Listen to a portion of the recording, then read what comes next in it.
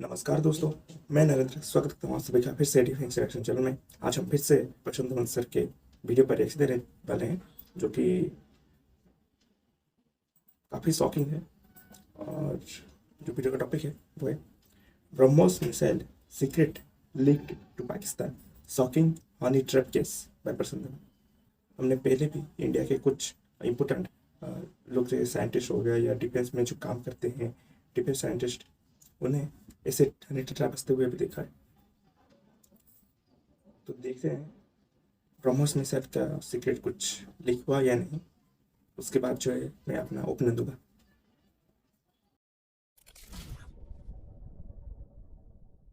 नमस्कार नहीं welcome you to study IQ. मैं हूं प्रशांत धवन। नाउ जब भी ऐसे केसेस सामने आते हैं गुस्सा भी आता है और काफी हद तक फिर ये भी सोचता हूं कि कोई आदमी ऐसा कैसे कर सकता है। यहाँ पे बिल्कुल आप ठीक पढ़ रहे हैं। एक आदमी भारत में गुजरात में हनी ट्रैप हो गया, ऑनलाइन उसको लगा, मतलब लिटरली यहाँ पे आप आर्टिकल पढ़ सकते हैं, हनी ट्रैप्ड। एक पाकिस्तानी एजेंट ने एक्टिंग करी कि वो एक भारतीय महिला है, आईबीएम की एम्प्लॉय है, उसका नाम है सोनल गर्ग।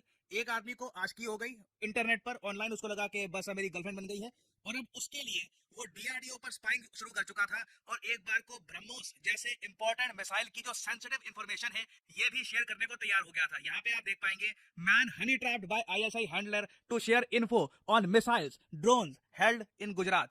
नाउ ये पूरा केस क्या है इन डिटेल हम जानेंगे, मगर इस न्यूज को डिस्कस करना मैं कहूंगा बहुत ही ज्यादा इंपॉर्टेंट है, क्योंकि आज भी हमारा देश अगेन बहुत बड़ा है, विभिन्न लैंग्वेजेस हैं, विभिन्न रीजन्स हैं। बहुत ही इंपॉर्टेंट है कि हर जगह लोगों को एक बात समझ में आ जाए कि अगर उनकी नौकरी कहीं ना कहीं डिफेंस क्षेत्र से रिलेटेड है, या फिर in simple words even government job भी है ना, तो ऑनलाइन उनको बहुत ही ज्यादा अलर्ट रहना होगा।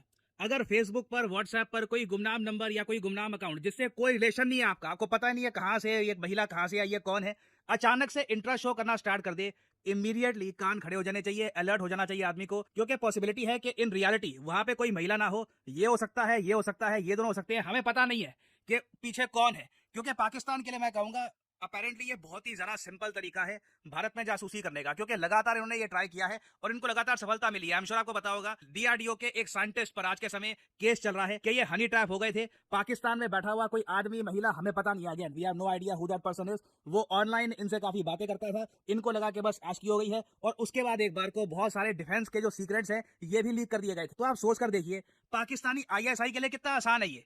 कोई एजेंट इंडिया में नहीं भेजना, कोई जोखिम नहीं उठाना, आपको डीआरडीओ की लैब में घुसने की आपको कोशिश नहीं करनी। आपको क्या चाहिए, बस एक शरारती सा कोई आईएसआई एजेंट हो, उसको फोन दे दो, डेटा डाल दो 5G का, उसने नकली सा अकाउंट बना दिया सोनल गर्ग या फिर किसी भी फीमेल नाम का, और कोई लोनली सा डीआरडीओ का कोई एम्प्लॉय देख लिया, या फिर इंडियन डिफेंस इंडस्ट्री से रिलेटेड कोई कंपनी है उसका कोई एम्प्लॉय अगर ढूंढ लिया, बस आपका काम शुरू। आपको बैठे बैठाए भारत में एक जासूस मिल गया, और आपको पेमेंट भी नहीं करनी, क्योंकि पेमेंट के रूप में आप ऑनलाइन प्यार दे रहे हो। और अभी गुजरात में जिस आदमी का अरेस्ट हुआ है उसका केस भी काफी हद तक ऐसा ही है। यहाँ पे आप देख पाओगे, the ISI handler lured accused Praveen Mishra, नाम है इस आदमी का, Praveen Mishra, through a fake Facebook profile of Sonal Garg. तो आप इमेजिन कर सकते हैं क्या होगा, ये ऑनलाइन बैठा होगा फेसबुक पर, अचानक से फ्रेंड रिक्वेस्ट आई किसी सोनल गर्ग से, ठीक है। अब ये क्लेम करती है कि ये काम कर रही है इंडिया में in a major IT firm IBM. Immediately एक आदमी को शक हो जाता है, ठीक है। कोई अचानक से फीमेल जिसको मैं जानता ही नहीं हूँ, कोई रिलेशन नहीं है, कोई मेरी फ्रेंड की फ्रेंड नहीं है, कोई एक दूर दूर से मेरी फैमिली से कोई नाता नहीं है, अचानक से मुझे फ्रेंड रिक्वेस्ट भेज रही है और सडनली शी इज इंटरेस्टेड। और फिर इवेंचुअली उसके इंटरेस्ट कहां तक पहुंचते हैं, उसको इंडिया की ड्रोन मैन्युफैक्चरिंग में इंटरेस्ट है, उसे भारत के मिसाइल्स में इंटरेस्ट है, उसे ब्रह्मोस मिसाइल में इन पर्टिकुलर बड़ा इंटरेस्ट है। ऑब्वियसली कान खड़े हो जाते हैं, आपको पता लग जाता है कि अच्छा, यहाँ पे मेन इंटरेस्ट मैं नहीं हूँ, मेन इंटरेस्ट इंडिया के डिफेंस सीक्रेट्स हैं। और इंडिया के लिए यहाँ पे अच्छी बात यह है कि थैंकफुली ये आदमी डीआरडीओ के लिए काम नहीं करता था, मगर आज के समय देखिए भारत की जो डिफेंस इंडस्ट्री है इसका बड़ा विस्तार हो रहा है। एग्जाम्पल के लिए मैं आपको बताऊं तो अगर ब्रह्मोस मिसाइल को अगर हम देखें ना, अभी के लिए जो इसकी मैन्युफैक्चरिंग भारत में होती है, ये एक इंटीग्रेटेड कॉम्प्लेक्स है, हैदराबाद वहां पे होती है, उसके अलावा राजस्थान में भी है, केरला में भी कुछ इनके सेंटर्स हैं, वहां पर काफी हद तक असेंबली मैन्युफैक्चरिंग होती है। और बहुत ही जल्द आप देखोगे 2026 तक ब्रह्मोस मिसाइल हम मैन्युफैक्चर कर रहे होंगे लखनऊ में। ये बात रिसेंटली भारत के रक्षा मंत्री राजनाथ सिंह जी ने कही है कि BrahMos production set for Lucknow by 2026। और ऐसा नहीं है कि ब्रह्मोस को जब हम बिल्ड कर रहे होते हैं तो सारे कंपोनेंट सब कुछ जो इस मिसाइल में चाहिए होता है सब एक ही सेंटर से बनता है। आपको काफी बार प्राइवेट कंपनी से कुछ केमिकल्स चाहिए, कुछ सर्टेन टाइप का एलॉय चाहिए, कुछ सर्टेन टाइप की आपको चिप्स चाहिए, ये सारी चीजें काफी बार ना आप प्राइवेट कंपनी से प्रोक्योर करते हो, और फिर उनको असेंबल करके उनको जोड़ के इवेंचुअली एक टेक्नोलॉजी के साथ मिसाइल बिल्ड किया जाता है एक फैसिलिटी में।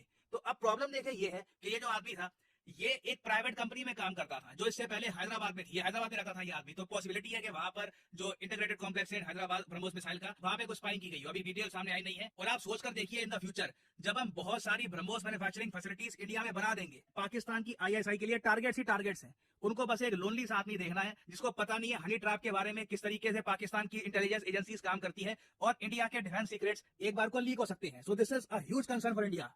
प्रवीण मिश्रा करके एक व्यक्ति मिले, उनका मोबाइल फ़ोन चेक किया था। उस मोबाइल फ़ोन पे जो इन्फॉर्मेशन हमें मिली, उस आधार पर हमने एक अफेंस आईपीसी 123 आईटी एक्ट का और कॉन्स्पिरेसी अफेंस रजिस्टर किया। इसमें मुख्य जो माहिती ये है, पाकिस्तान का आईएसआई हैंडलर खुद का नाम सोनल गर्ग करके बताती और वो आईबीएम चंडीगढ़ में काम करती ऐसे बोल के हनी ट्रैप करने की कोशिश की और हनी ट्रैप में प्रवीण मिश्रा ट्रैप हुए। ना सबसे ज्यादा कंसर्न की बात यह है कि सीआईडी के जो राजकुमार पांडियन साहब, इन्होंने ये भी कह दिया कि शी मतलब कि जिस औरत से या जो भी था जिससे बात कर रहे थे प्रवीण मिश्रा, जिनको लगता था कि ये अब इनकी एक ऑनलाइन लव इंटरेस्ट है, she got Praveen Sharma to extract India's defence related information. तो जो इन्फॉर्मेशन थी वो एक्सट्रैक्ट हो चुकी है। आगे इन्होंने ये भी कह दिया कि Praveen Mishra has been investigated and further investigation is going on. The ISI handler even tried to install malware in Praveen Mishra's office server, जो इनका ऑफिस सर्वर है जहां पे कहीं ना कहीं इन्फॉर्मेशन स्टोर होगी कि किस तरीके से डिफेंस इक्विपमेंट हम बनाते हैं, कौन सा मटेरियल लगता है। ये सारी इन्फॉर्मेशन निकालने के लिए एक मैलवेयर भी इंस्टॉल करवाने की कोशिश की गई थी। इस हद तक मामला आगे बढ़ गया था।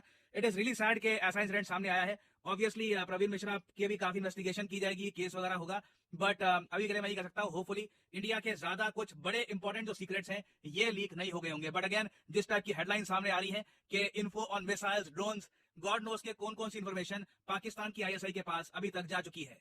एंड फाइनली यहाँ पे मैं आपसे एक सवाल ही पूछूंगा जिसका आंसर आप सब लोग करोगे कमेंट सेक्शन में। क्वेश्चन यहाँ पर ये है कि भारत एम्यूनेशन इंपोर्ट करना बंद कर देगा किस साल से? इसके बारे में भारतीय सेना ने एक स्टेटमेंट दी है कि इस साल के बाद से भारत को एम्यूनेशन इंपोर्ट करने की आवश्यकता नहीं पड़ेगी। मेक इन इंडिया डिफेंस इतना ताकतवर हो चुका है कि हम इंडिया में ही प्रोड्यूस कर लेंगे सारा एम्यूनेशन। तो ये है यहाँ पे आपकी ऑप्शंस 2025, 2030, 2035 या फिर 2040। कमेंट सेक्शन में करिए उत्तर। जो लोग सही आंसर देंगे उनकी कमेंट को मैं हार्ट दे दूंगा ताकि बाकी लोग समझ पाए कि सही उत्तर क्या है।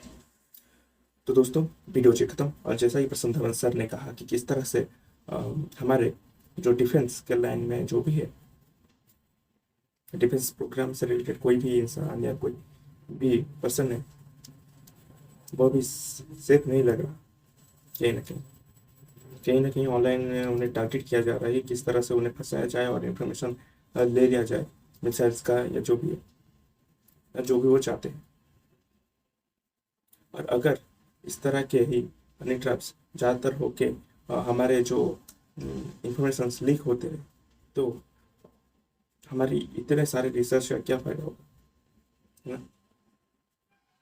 कोई देश पता नहीं कितने साल लगा के कुछ बनाता है और दूसरा देश उसी चीज़ को कॉपी कर लेता है, वो भी फ्री में। तो कितनी तकलीफ होती है उस पहले देश को। होपफुली ज़्यादा डाटा या कुछ मतलब इम्पोर्टेंट इंफॉर्मेशन आ गई हो आईएसआई के पास जो हनी ट्रैप कर रही थी, है ना? मतलब कमाल का मिशन है यार।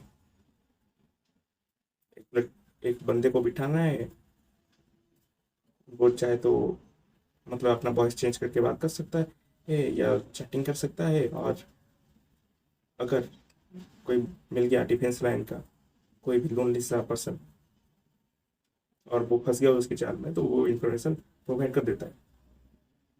बस सोचने वाली बात यह है हमारे लिए कि हमारे जो डिफेंस पर्सन है वो अगर आखिर बस ऐसे हनी ट्रैप्स में फंसी क्यों रहे हैं?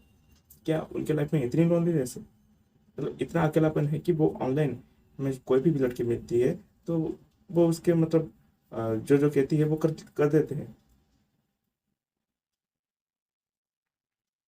उसको तो गवर्नमेंट को पहले इस पर ध्यान देना चाहिए था कि जो भी लोग इम्पोर्टेंट हैं डिफेंस लाइन में काम कर रहे हैं उनके लिए एक अलग से स्पेशल फ़ोन दिया जाए कि ताकि वो मतलब अलग से साइंटिस्ट हो गया, डिफेंस लाइन में हो गए, या जितने भी इम्पोर्टेंट पर्सन हैं उन्हें कुछ स्पेशल फ़ोन्स दिया जाए कि अपने डॉक्यूमेंट या कुछ भी हो वहाँ पर सेफली रख सके और वो कहीं जाए नहीं या कोई हैक ना कर सके, कुछ ऐसा करना चाहिए।